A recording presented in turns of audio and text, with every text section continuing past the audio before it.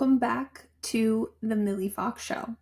This podcast is for the high achieving woman, the one who's done all of the air quotes right things, checked all the boxes, and still for some reason life is just not feeling the way that you thought it would. Maybe it's feeling flat, disconnected, but you know that there's something more and you are on a mission to find it. So you're in the right place. We are here to discuss bringing the magic back to life, back into your life. We are here to discuss how to become the woman that you actually want to be through whatever means that is. Okay, I talk a lot about energetics, building self-trust, self-compassion, all of these different pieces. And I share a lot about my story and all of the very difficult and hard choices that I personally have had to make, things that I've been through in my life that have helped me create the life that I am extremely proud to be living right now. And this week, I'm going to be diving into a pretty raw topic, which is the how and the why of ending my marriage. This is a vulnerable topic for me to share. I've shared bits and pieces of it, and I plan to record this episode today. And funny enough, the universe threw me a nice curveball because as I posted yesterday about my amazing relationship that I do have now, I had someone comment on the post asking me if my divorce was mutual. And if my divorce was mutual, how can I say that I walked away from it when they were also my ex was also walking away from me at the same time? And I think this is a really interesting place to start with the discussion because first of all, I have a lot of women that come into my DMs in marriages that they are not sure that they want to stay in, and they want to know the in and outs. They want to know, how did I decide? They want to know all of these pieces. So this episode may end up being a little bit longer than the ones that I have shared so far in season 2, because there's kind of a lot to go through. And to be honest, I don't have notes shared or created to go through this stuff, and I'm going to be navigating it as I go here, sharing my truth the way that I experienced it, with as much compassion and grace as I possibly can have, because I'm not here to start pointing fingers and calling anybody names. That is not the woman that I want to be. So let's start with the fact that I got into the relationship at 19, coming out of a highly traumatic childhood. Let's start there. This was not a healthy place to be entering a relationship, especially with somebody who was almost 8 years older than me at the time. And we had a rocky start right from the very beginning. There was a lot of volatility and fighting, and I didn't know any better.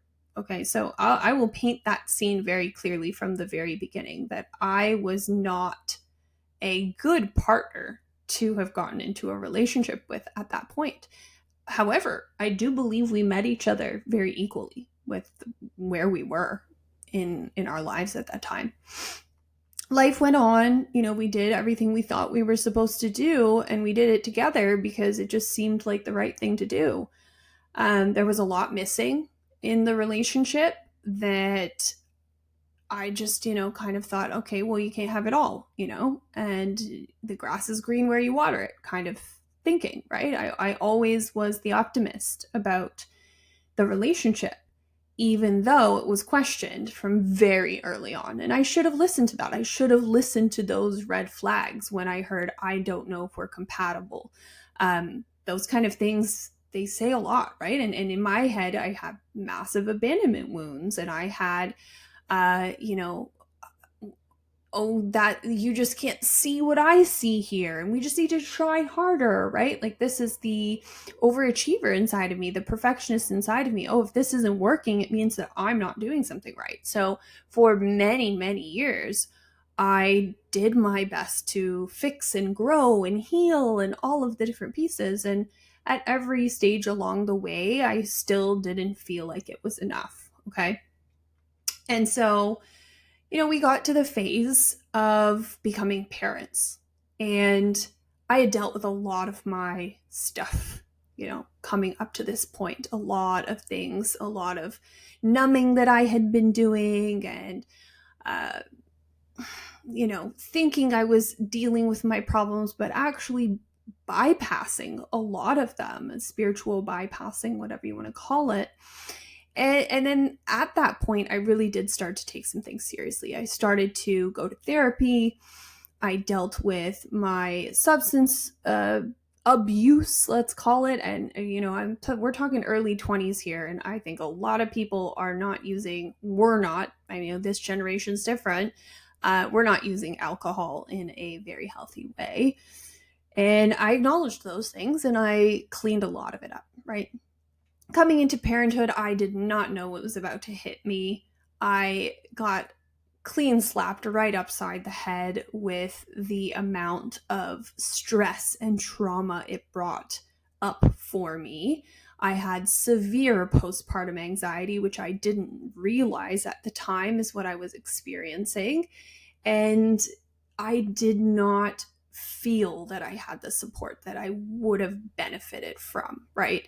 And, it takes a village, right? We were living downtown Toronto, not near any family, and my ex was working long hours, and there was just the whole thing being brand new, right? It was really tough. My son was a very bad sleeper, and there were stressful things happening, and it made it a lot worse between us, even though it was already difficult, right? And so that when my son was 1, that's when the divorce threats started to happen. And it happened in a very unfortunate way the first time. And I'm not going to go into all of the details about everything because I want to preserve some things. And let's just say the first time that the word divorce was thrown out, it was not from me, and it was it was not a pleasant experience. And that experience continued to happen for the next 4+ years. Okay. That nearly every time we would get into an argument, the word divorce was brought up, not by me. And again, I just put on my fixer hat and I thought, well, we just need to heal more. I need to heal more. And I did more and more personal development work. Okay. And, there were a lot of great things about our life together. We kept ourselves very busy and distracted, and we traveled a lot, and we both were enjoying that, right? So there was a lot of enjoyment happening, but it just was not, there was no real connection happening. It was very difficult for me to feel fully grateful or present in the experiences that we were having because I felt alone, and I also felt like I was constantly under a microscope. Okay. And a lot of that is my own perfectionism, and a lot of that was the relational dynamic. So at a certain point, actually, after we had our second child, my daughter, and this would have been in 2020, we moved to Florida for a period of time. This was during COVID because we really were not happy. We were, in lockdown, and it was very stressful. We were aligned on a lot of things around COVID. So we decided to leave, and we didn't know what we were going to do, but we didn't want to be in Canada. We went down there, and it was stressful to have even less support. And, it was all right at first, and then I feel like the excitement of the whole thing being there started to wear off a little bit, and we started to fight again. We started to fight more. And then the divorce threats again would continue. And the communication between us was not helpful. I was trying to learn how to communicate better. We got into the nonviolent communication style book, but at the same time, old habits were still coming up. Name calling and sweeping generalizations about character were happening, and I had certain lines that I was not okay with being crossed, and I had allowed those lines to be crossed for many, many years. And I said, that's it. I'm not going to do this anymore. I'm not going to be walking on eggshells and being threatened every time there is conflict. I had already been living in survival mode for years. I don't know if I ever didn't live in survival mode from I don't know what age, probably my entire life, right? And this made it even worse. The abandonment wounds were severely triggered. And yet still, I wanted to fix it in some way or another. And I just felt like I wasn't being met because these lines continued to be crossed.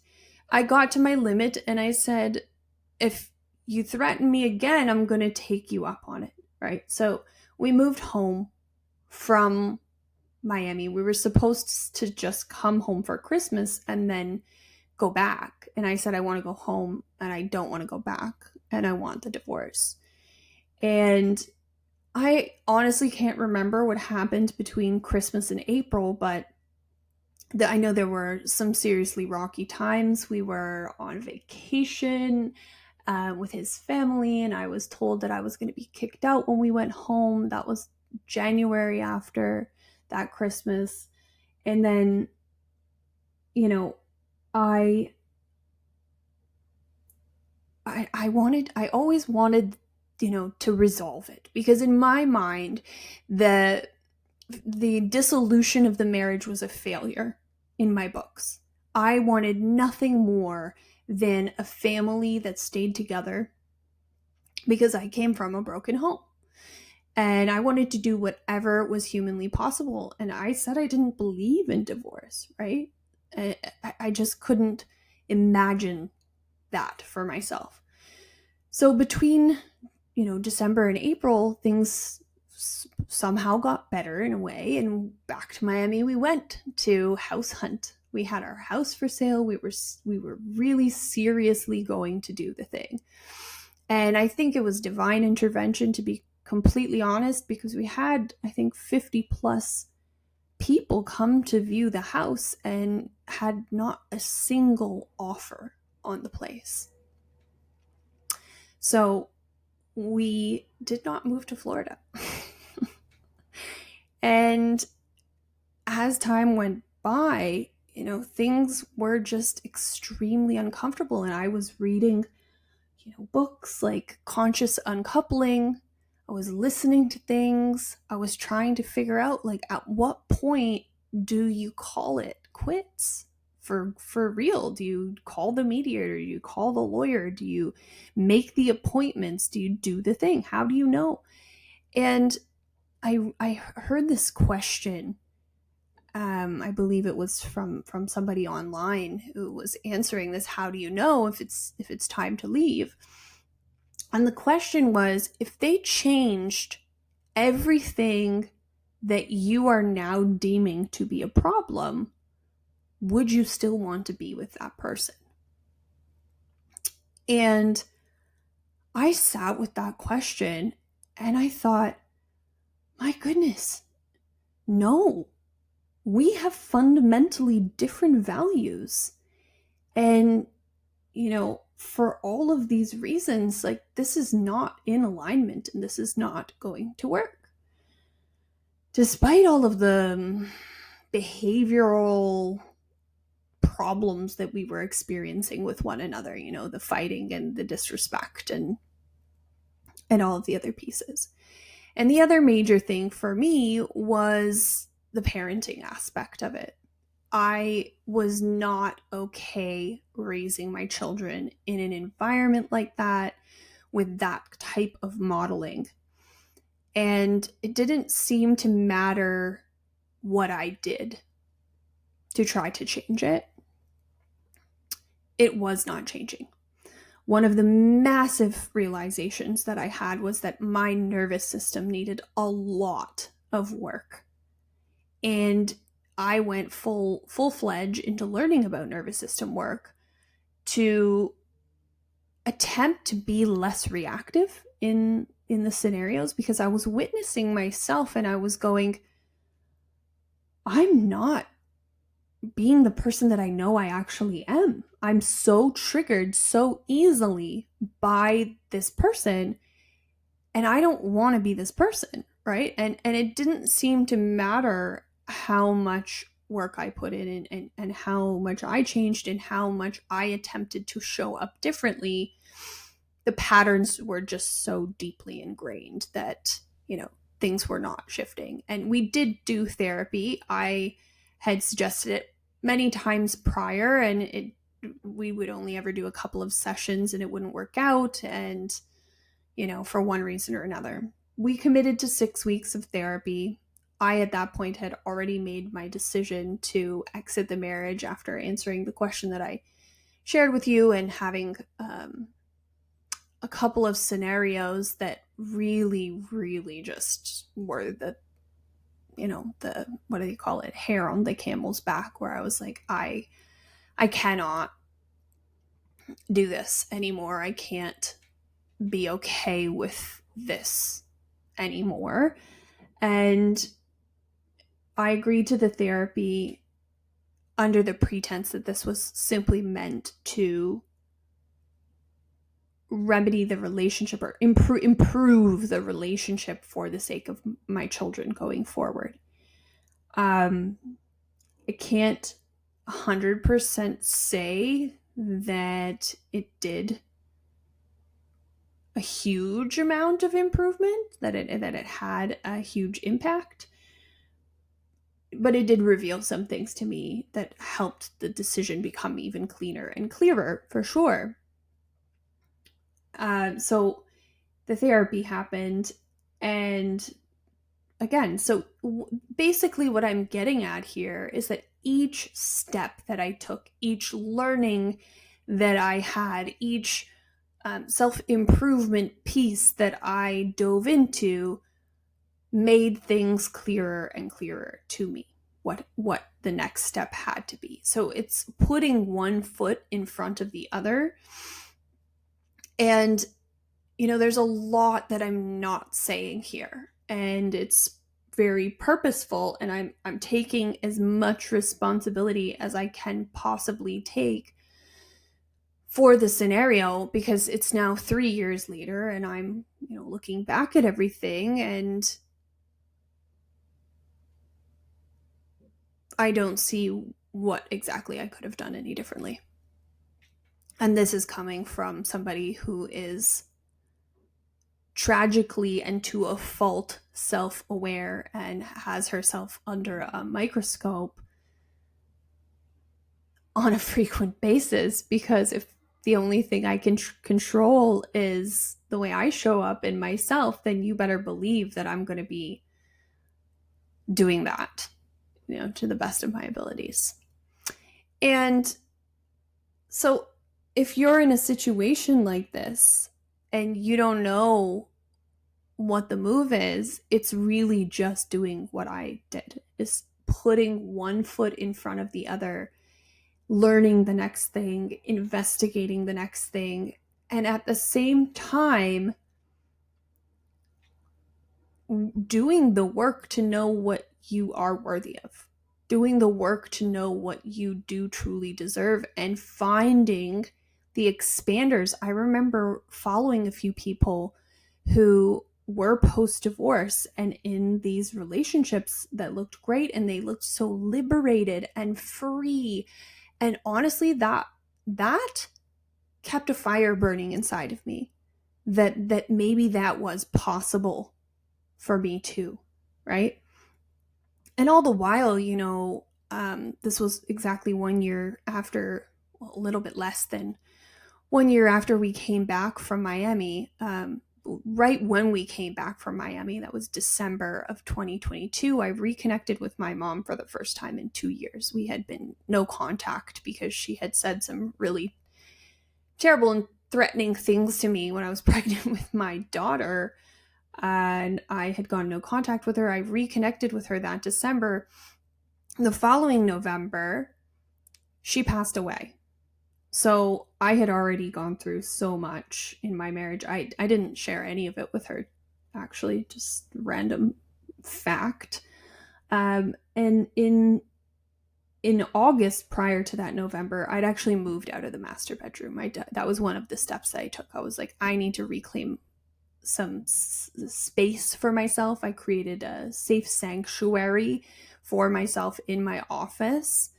And even at that point, I was not 100% done. I was moving in the way I needed to move to find that clarity I needed to finally be able to say, okay, this is over. This is absolutely done.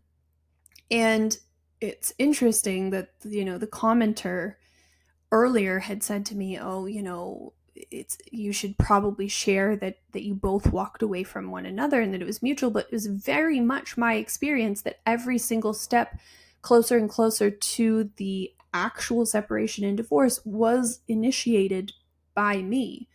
I stopped wearing my ring. I moved out of the master bedroom. I found the mediator. I made the appointment. I moved out. I was encouraged to stay, and I just knew that it wasn't going to work for me. It wasn't right. So if you are in a situation like this, that is what I would encourage you to do. So August, moved out of the bedroom. November, my mom passed away. Couple more things happened after my mom passed away that just really were those I said, there were other things that happened that were the hair on the camel's back. Well, these things were the final nails in the coffin for me, where I just thought, it's this is too far gone now, and I can't recover from these incidents. So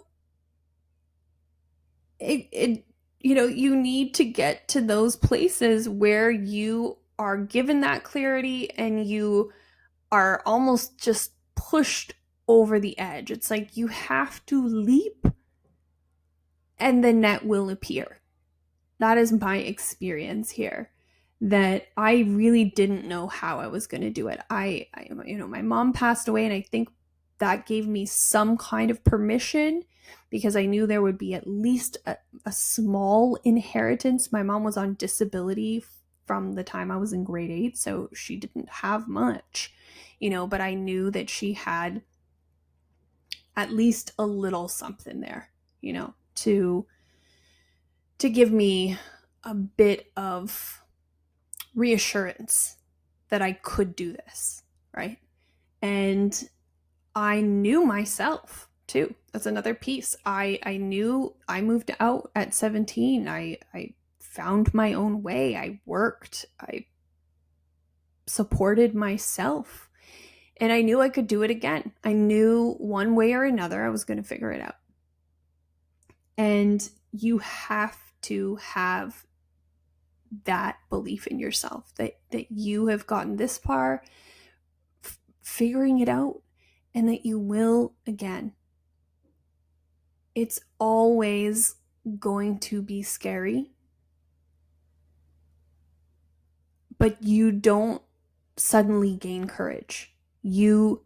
Courage is built by couraging. This is very technical language.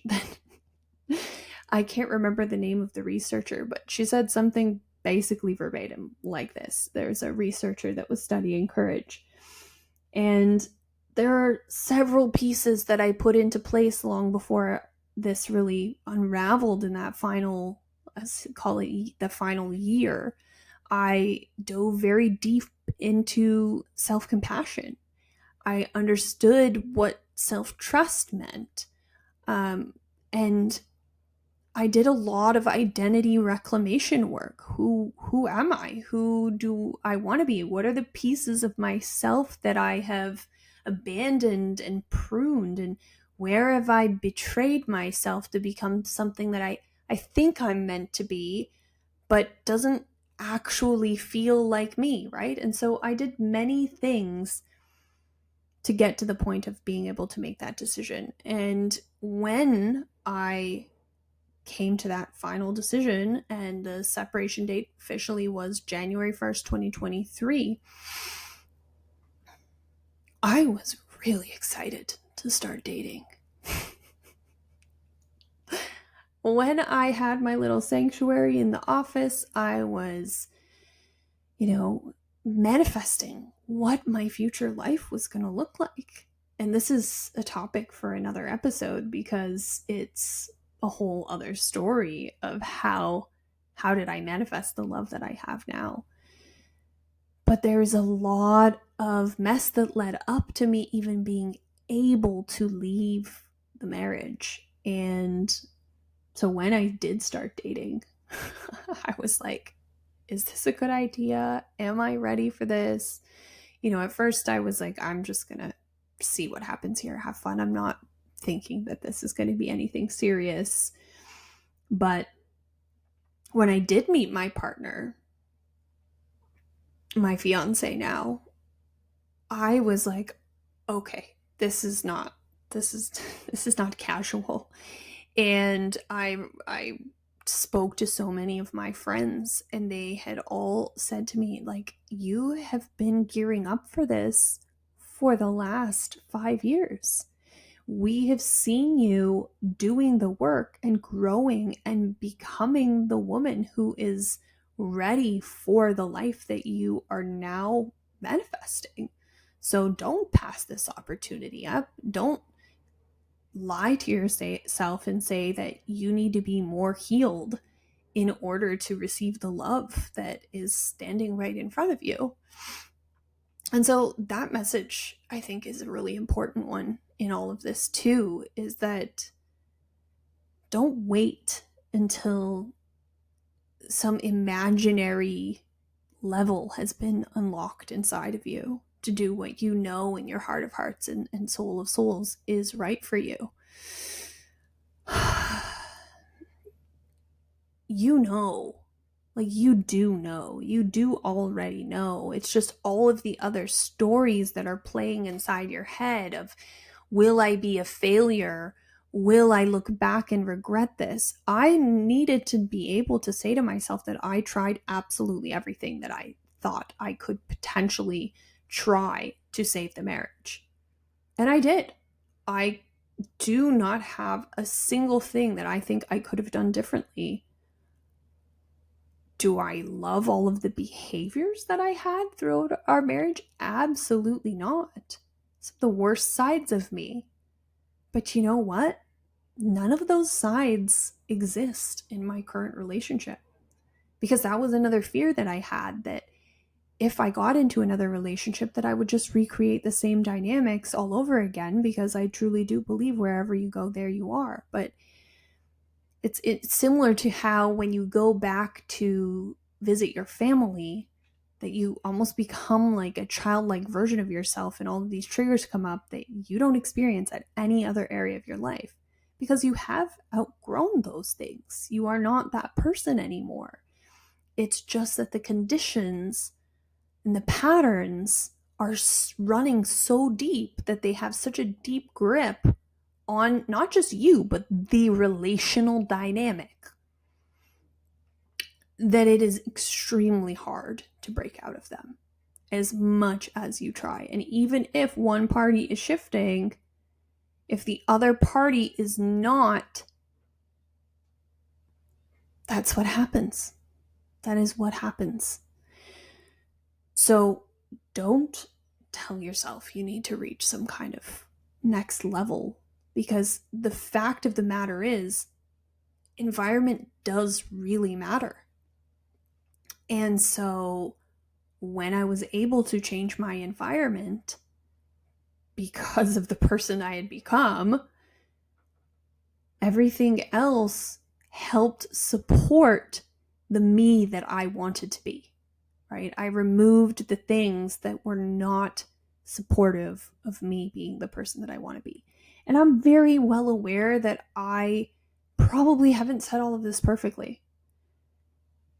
And I really have spent so much of my life trying to make sure I'm very careful with the word choices that I use, that I'm showing up and communicating in a way that is very precise, right? Like I'm always making sure, as a child, I had to make sure that everybody was okay, that I was making sure I wasn't going to set off my mother, right? So I'm very particular about the way that I deliver information and the way that I speak, but I'm still very well aware that I have no control over the perceptions that other people will take away from this, from what they experience of me. All I can do is to know that I am acting in accordance with my values. I am being honest. I am being authentic, that I do my damnedest to live at the highest level of integrity. And yeah, I know I'm still going to hurt people. I'm still going to piss people off. I'm never going to be perfect. But I will always have the courage to continue trying to be who I want to be. I don't want to be perfect. I want to be a flawed human because it also gives other people permission to do the same. Anyways, that is where I'm going to end this. It's a huge gamble for me, in a sense, to share this story at this point.